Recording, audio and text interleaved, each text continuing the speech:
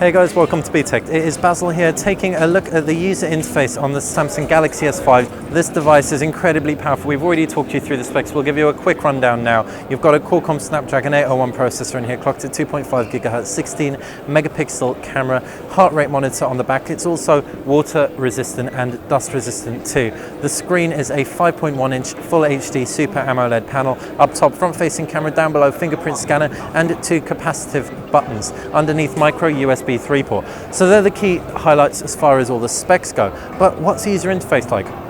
Well, we're going to start off by talking about the things that we've maybe seen before on other manufacturers' hardware. Pinch. This looks very Sony, doesn't it? Of course it does. It's where you can add and remove home screens and add widgets, for example.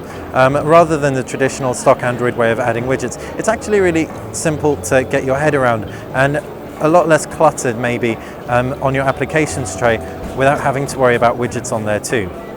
If we swipe to the left, we can also see you've got this aggregator of information.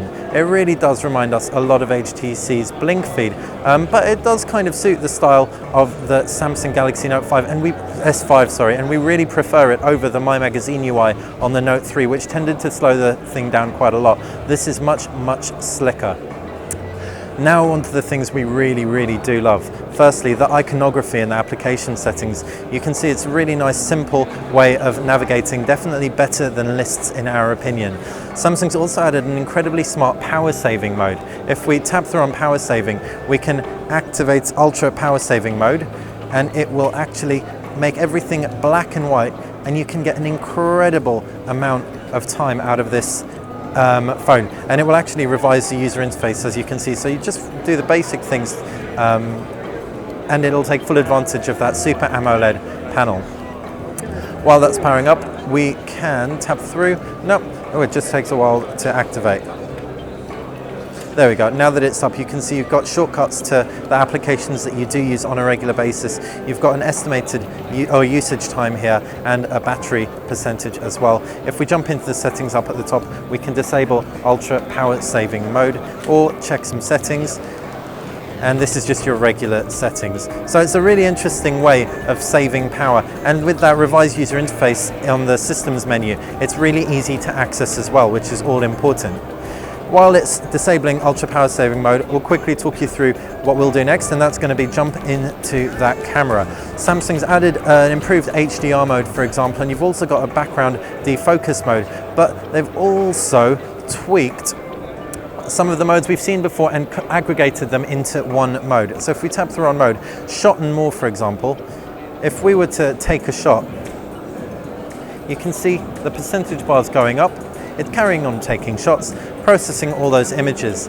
And then in a very similar way to Nokia cameras, Smart Cam, you've got an eraser option, you've got a best face option, you've got a drama option, a panning shot option, and it's significantly easier to do after you actually take the shot than before. Again, something that Samsung maybe borrowed from Nokia to a degree, but it's still nice to have it all on one phone.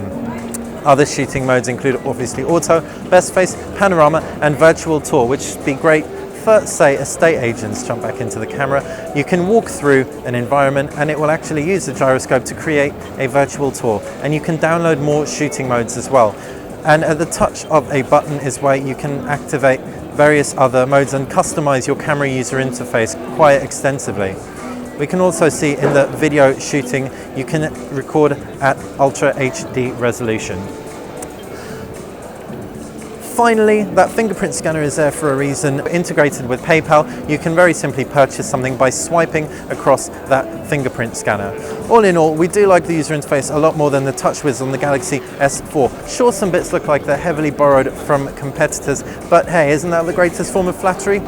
If you've got any questions about the Samsung Galaxy S5, just ping them in the comment section below. If you've enjoyed the video, click the like button. If you enjoy our channel in general, click subscribe and head over to btech.com. There you'll be able to find the latest in smartphone news, reviews and some awesome deals as well.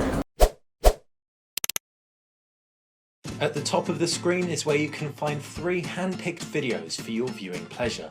On the bottom left is where you can subscribe, and on the right hand side you can check out our exclusive deals over at btech.com.